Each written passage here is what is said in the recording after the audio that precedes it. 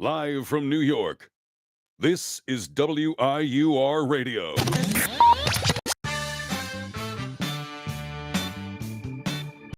What is going on, everybody? You are listening to WIUR Radio. I'm your host, Ernest Patti, and this is your weekly New York sports update. So since my last radio show, the Yankees are 1-1 in the postseason. They're batting a 500, if you will. And like last week, I don't want to take all the credit, but they're doing okay since I started these radio shows. So I'll let you do with that information what you will. We have had a very tense postseason so far. I know I was sweating last night watching game 2 of the wild card between the New York Yankees and the Boston Red Sox. I've been a lifelong Yankee fan. There was a little bit of a stint of me being a Met fan, but ultimately we went right back on the path of correctness, and we're back a Yankees fan.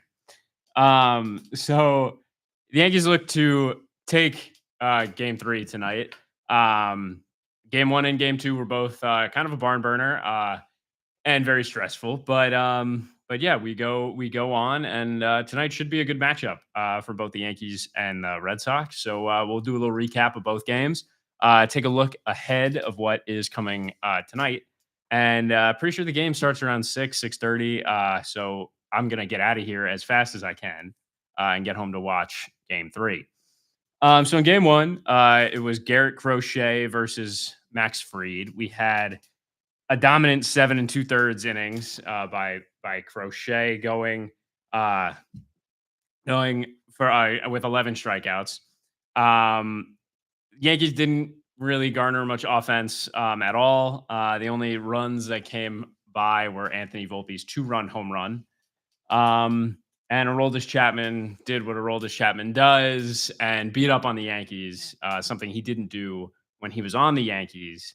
He didn't beat up on many other teams, so it was quite a hard watch last Tuesday night. So game 2 was a bounce back night. Yankees needed that. It was a winner go home situation. The Yankees fell behind, and they saw Boston tied in the third via Trevor Story's 2 RBI single with the bases loaded. Ben Rice, making his postseason debut last night, hit a 2-run homer to spark the New York Yankees offense.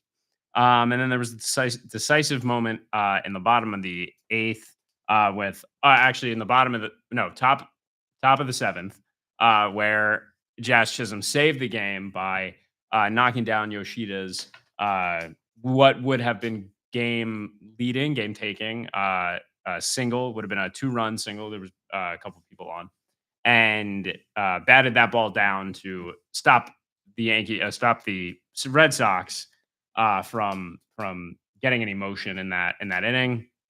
And then in the bottom of the 8th, with Austin Wells up to bat, drove in hit a line drive down the right field foul line, and bounced off the wall there in right field, and Jazz Chisholm scored all the way from first. So that is what ultimately cemented the win, and then David Bednar coming in to close out the 9th. And so the narrative going into game 3, we've series is tied 1-1. What else could you expect from a Yankees Boston series? Both fan bases are both very passionate about their baseball and their teams. So it's been a little bit of a wild one in the Bronx, to say the least. We've got 2 rookie pitchers starting tonight against each other. And then I think the Yankees kind of have a little bit of a psychological edge tonight because they have a little bit more of a rested bullpen. Last night, Boston kind of used a lot of pitchers. So what we could see down the line would be the Yankees then would take on the Toronto Blue Jays, who've had a couple days to rest and get in shape for how they're going to face the Yankees. And then a loss tonight would obviously mark another playoff loss for the Yankees, and another failure to reach number 28. So yeah, we'll look at some other players in the Yankees, kind of see what Boone does tonight. I don't know the lineup yet, so nobody spoil it in the comments. And we'll get this thing going. All right. Looking at game one, we saw Aaron Boone sit Jazz, Chisholm, and Ben Rice. We kind of knew what we were dealing with Garrett Crochet. He's 3-0 with an ERA of 2.9 and 45 strikeouts in 7 appearances versus the Yankees as a Chicago White Sox and a Boston Red Sox. And then we saw Volpe's solo home run. That was good to see from him. He's played very well in the postseason. Last night was evident of that on the defensive side. We had the double that Aaron Judge could have handled better, maybe possibly keeping it a single. We have keeping Weaver in to face Yoshida, allowing Boston to go up 2-1. We'll talk about that in a moment. We have David Bednar giving up the double to also make it 3-1 to add insult to injury. And then we have in the bottom of the ninth, we have Goldschmidt, Judge, and Bellinger all reaching on 3 straight singles. And then having the bases loaded in the ninth for Giancarlo Stanton, Trent Grisham, and Jazz Chisholm. Ultimately, those guys couldn't do anything. Chisholm actually did come off the bench. Aaron Boone did not start him. And yeah, so we're actually going to hear Jazz Chisholm after last night's game talking about what, if there were any words between him and Aaron Boone about playing in game one. There was never a problem between me and Aaron Boone. He's been my manager all year, and I've stood behind him all year. So we always have disagreements. I mean, I played third base this year, and we had a little bit of a disagreement in that. But at the end of the day, I always stand with Booney because he always understands where I come from. He knows I'm a passionate player. He knows I wear my feelings on my sleeve, and he knows that I'm there to compete. So, yeah, there was never a problem. So that was Jazz Chisholm talking about him not playing in game one. Now, I think it was a little frustrating to see Jazz Chisholm and Ben Rice not out on the field. Ben Rice said post-game last night he was just ready to come in off the bench for a big at-bat if needed, and we didn't get to see that. So as a fan, sitting both a guy who's been really hot down the stretch and a guy who's in the 30-30 club, 30 home runs, 30 stolen bases, and has been pretty solid both defensively and offensively. He started Ahmed Rosario and I can't remember, and Paul Goldschmidt in place of those two guys. So as a fan, when the game started and you see those guys, you're thinking like, what is Boone doing, right? And it was kind of apparent that whole game there was not a whole lot of offense. Yes, pitching matchups, lefty on righty, righty on lefty, whichever way you put it. He's going off. Boone is going off a lot of analytics. But it as a fan, you're like, why you got to sit them? So I want to see maybe some of that better managing from Boone that we have seen, glimpses in a lot of games of him being, a very solid skipper. But I mean, last night, come on. We're going to take a quick ad break, and then we'll continue talking about game one, game two, and what's upcoming for the Yankees.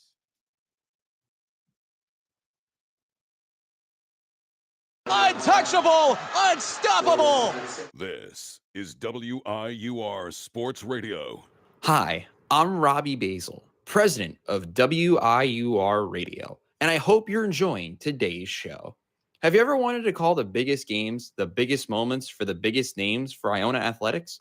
Then the newly founded WIUR Sports Radio is the place to be. Launched in January of 2025, our goal is to try and get broadcasters here at Iona an opportunity to learn, succeed, and get a chance to be on air. From getting to call the big moments at the hack. Dinkins trying to go to the rack. Denied. Yafet Mundi with to seeing the crack of the bat at City Park. the line drive into left field, around third, and it kicks away. The Gales are going to win it in 10. We make those moments happen on our brand new WIUR sports radio platform on Mixer. If you're interested, feel free to reach out to me via email or to the rest of my e-board to join the club. We are WIUR Sports Radio, the new home of Iona Athletics. Now, back to the show on WIUR, Iona University Radio. All right. So if you're interested in calling any games or sports, please feel free to subscribe or reach out. We've got a lot of people, good people on the radio station, and we'd like to get some more people in more hands. So anyway, back to Aaron Boone's questionable management and not starting Jazz Chisholm and Ben Rice. Those guys have been kind of electric, and they've kind of been a staple in the dugout with the guys and in the locker room. So not having those two guys continuing to play and seeing them on the field, as a fan, you're kind of questioning like, what is Boone doing? But he kind of righted the ship last night. He started Ben Rice and Jazz Chisholm last night. And what did Ben Rice do in the bottom of the second? Well, he hit a 2-run home run to start the game off. But I would like to highlight Carlos Rodon, one of my favorite Yankee pitchers on the team. Gets talked about enough, but he also gets talked about how he has these hot or cold starts where, he'll give up a lot of home runs or a lot of hits, and he won't really be doing a whole lot offensively and have to get pulled, in the third or fourth. But we did not see that Carlos Rodon last night. He went 6 innings, 4 hits, 3 runs, 3 walks. And he was pretty dominant. His command looked pretty good. I liked what I saw. Though I'm not a pitching coach, I did see him, play probably not some of his best baseball, but very good baseball. The rest of the game was fantastic. The rest of the bullpen was fantastic. You had Fernando Cruz, who was loving it last night after his shutout inning. He caught a bunt what it was supposed to be a bunt, but it was popped right back to him. He made that play. He struck a guy out, and then he had a very scary, and I'm not going to say that I was not on the edge of my seat last night, but I was, because he hit I forget who it was, but they hit a fly ball all the way to deep center field. And that was probably one of the scariest moments, as you see it. You hear it off the bat, and then you see Grisham make the play, and then you're safe. So yeah, that was really good to see from Carlos Rodon, Fernando Cruz, and then you had David Williams, who came in, worked his way out of a jam.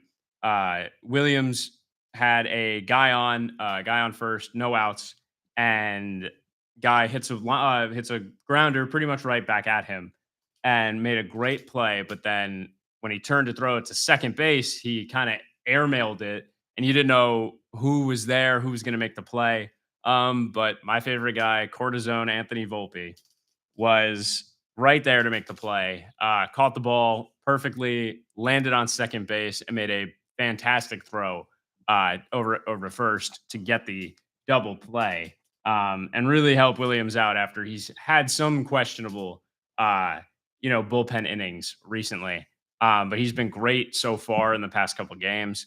And then David Bednar working his way through the rest of the order there in the bottom of the ninth. In the top of the ninth, and cementing that game 2 victory for the Yanks. We'll take it over onto the Boston side. Brian Bayo started the game. He went 2 1/3 innings. He allowed 4 hits with 2 earned runs, 1 walk, and 0 strikeouts. And then you had Slatton, who came in later in the bullpen, which their bullpen was pretty underwhelming. Even though the Yankees were kind of smacking them around last night. You had Garrett Whitlock came in for an inning and 2/3, and that's really where the Yankees put some pressure on them. Whitlock gave up the go-ahead run to Austin Wells, scoring Chisholm from first, which was unbelievable. And I recommend that you go out and try and find the video of Jazz running from first all the way home. He did it in about 9, almost 10 seconds. And that was, I think, the third fastest time ever recorded in the postseason from first to home. So, I mean, that guy was flying. And the right fielder made a fantastic throw home to try and get Jazz out, but beat him by maybe 6 feet, which not really a lot in terms of that. But but yeah, that was, I mean, an amazing play by Jazz and heads up base running. They did get bailed out a little bit. It did hit the wall and bounce closer towards the infield. So that you're holding your breath, which way it was going to bounce off the corner there in right field, and it bounced back towards the infield, giving them a little bit more time. But right, credit to the right fielder, made a fantastic throw, and Jazz just beat it out. Um, I also just want to say, Jazz Chisholm did save the game. He was my player of the game last night. Um, with that, uh, with scoring from first and batting the ball down in the top of the seventh, really saved the game for the Yankees. It was Yoshida that did it last night against Weaver, and I will say that Boone should have either walked Yoshida or taken Weaver out at that point. He gave up, I think, 2 walks in Tuesday's game. And you just can't do that against the Red Sox or any team really, because they'll make you pay in the postseason. And I did like it was almost storybook, like Yoshida could have saved them again. But Chisholm made a fantastic play. Kept the lead runner at third, and kept the Red Sox from scoring at least 2.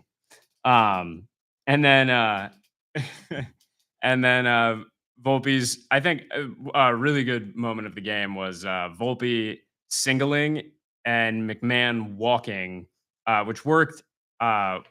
Which worked Whitlock out of last night's game. I think the Yankees really did a good job of hitting him around and trying to get him out of the game. And so uh it was, I think those were 2 pivotal moments of Whitlock's not start, but a few innings there. And it was really good that that the Yankees were going to do that, because now tonight the Red Sox don't have much of a bullpen to use. Now they could use guys, whether uh whether Alex Cora will bring guys off a couple rest. Maybe they'll try and give them as much rest today as they can to get them in the game. But who knows with Alex Cora? He's done some pretty wonky stuff in the past, where he's brought in Chris Sale for an inning in the 2018 ALDS. Brought in Chris Sale to close out the 7th inning to give their bullpen a little bit of a rest. So maybe we'll see that. Maybe we'll see a starting pitcher come in. But who knows? And just a key moment after the game. Everyone talks about Yankee Stadium being like a little league park, where the right field in the corners, the short porch is like only 310 feet plus deep. So it's last night at Jazz Chisholm, there were a couple fly balls in the ninth where everyone was thinking that they were going to be home runs, but they're not, because Yankee Stadium does have a pretty deep center field and a right center and left center ish, but closer to center field. And Jazz Chisholm made some funny comments about that last night, saying that this was not Fenway Park; it's Yankee Stadium. And yeah, so I think this team, there's a fire in them now to move on to tonight. Tonight I think they're making history tonight with 2 rookie pitchers pitching. You have Connolly Early, rookie left-handed pitcher for the Red Sox, and then you have Cam Schlittler, who's been pitching for the Yankees a few games this season.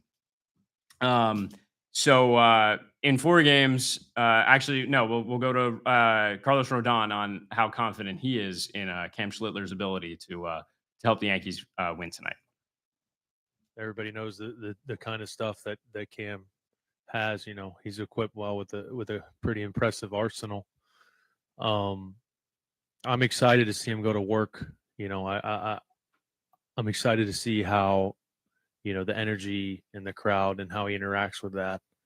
it's going to be really good for him. He needs to experience this, and I'm looking forward to seeing him dominate tomorrow.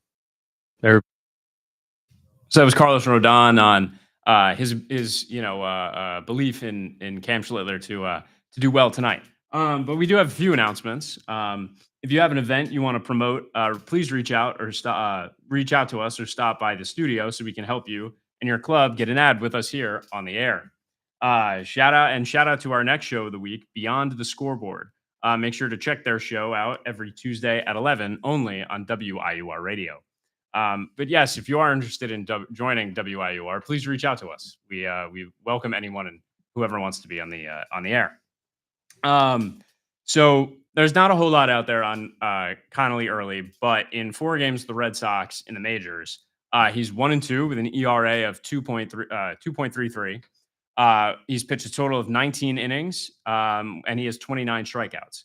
Going back to his time in the minors, he has a career ERA of 3.23 in 45 games, giving up 13 home runs, 79 walks, and racking up 274 strikeouts, which is really good. He's got a 6-pitch mix of a few different pitches, according to Baseball Savant. He throws a fastball at 29%, his curveball at 21%, his changeup at 20%. And then he boasts a 4-seamer, which averages about 94. And he throws a sinker at 13%, which sits at 93. So it'll be interesting to see which pitch he sticks to a lot, because this Yankee lineup can do some damage when they get a hold of their pitch. And it'll also be interesting to see too the Yankees lineup. Now, again, I do not know the lineup, but I do have a lineup prediction for tonight. So I will tell you that prediction, and then I will go to the MLB app and actually look at the Yankees lineup for tonight. And we'll just kind of compare it a little bit. But the Yankees are also starting rookie Cam Schlittler. In 14 games of the Yankees, he's an ERA of 2.96, 84 strikeouts, and a win-loss of 4-3. I'm really excited. Cam Schlittler was called up in the middle of the season. And he's one of those rookies that has been almost a solid staple. He did get batted around a little bit at the beginning, but he's really honed it in, and he's been very solid in that rotation for the Yankees. So I am excited to see him, and hopefully he can go 5-6 innings.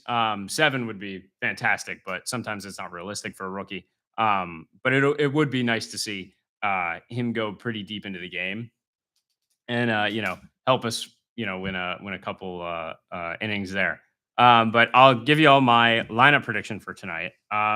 And with the rookie left-hander Connolly Early, I kind of just took the lefty on lefty and the righty on lefty matchups. And the Yankees are pretty even in that they have a good mix of lefties and a good mix of righties that they can call upon.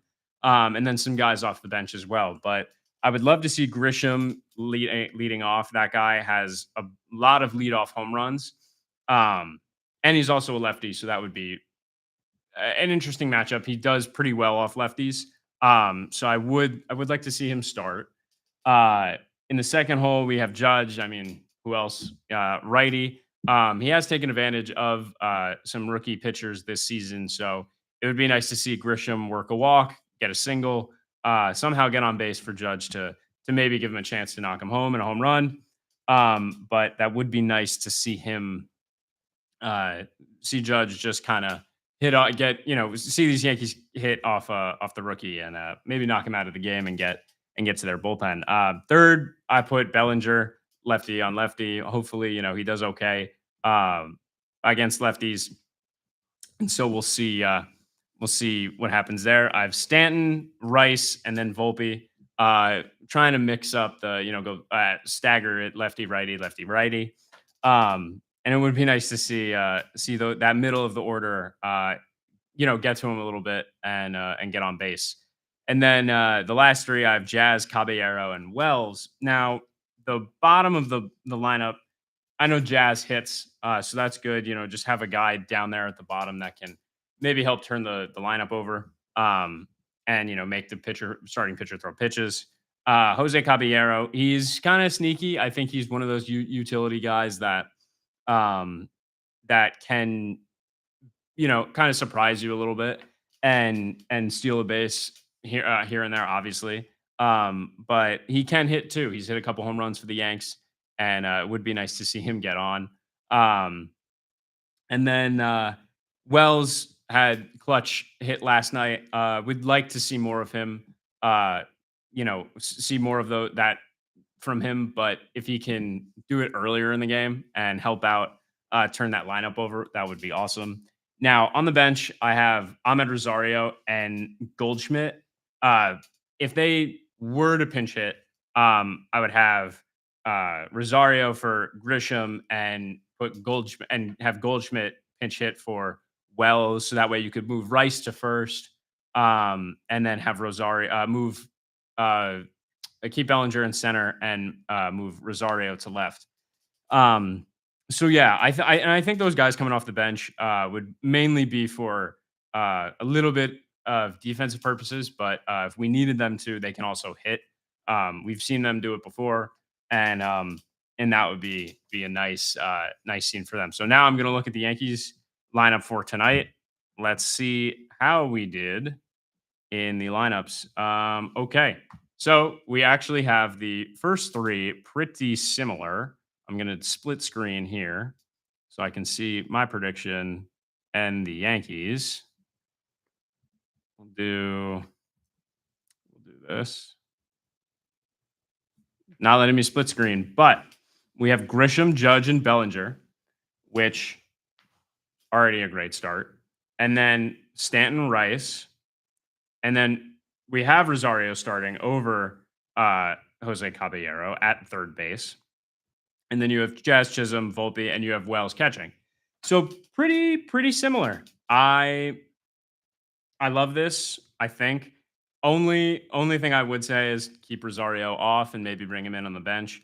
Bring him off the bench if needed. But I do think this is a pretty defensive heavy lineup. But again, we do have that alternating lefty righty.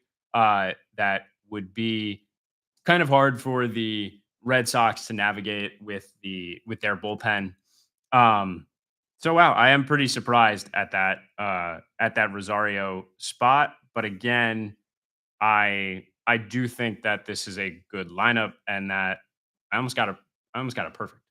So I'm pretty happy in my with my analysis there.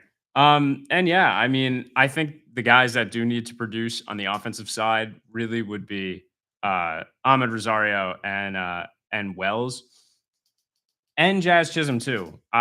He didn't do too much last night, but he did impact the defense, and obviously he scored from first. So I am happy with that.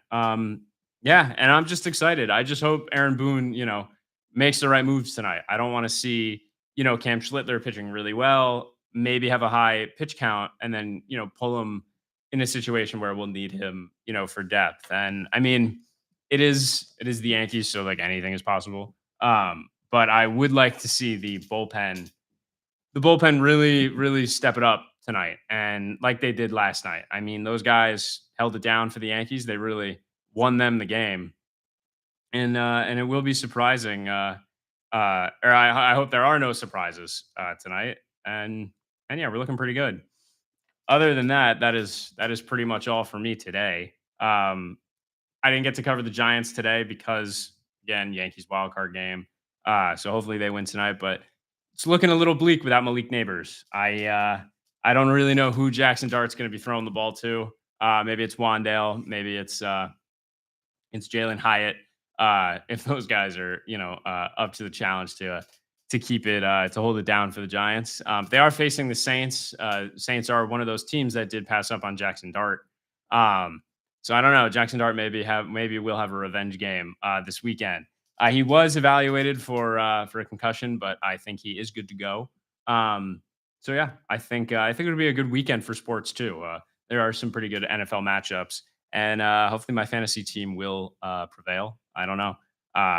Maybe I'll pick up Jackson Dart off waivers if he's available and start him against the team that didn't pick him up. Well, that is going to be it for me today. I hope you enjoyed this week's show, and fingers crossed the Yankees pull it out tonight. For WIOR, I'm Ernest Patti.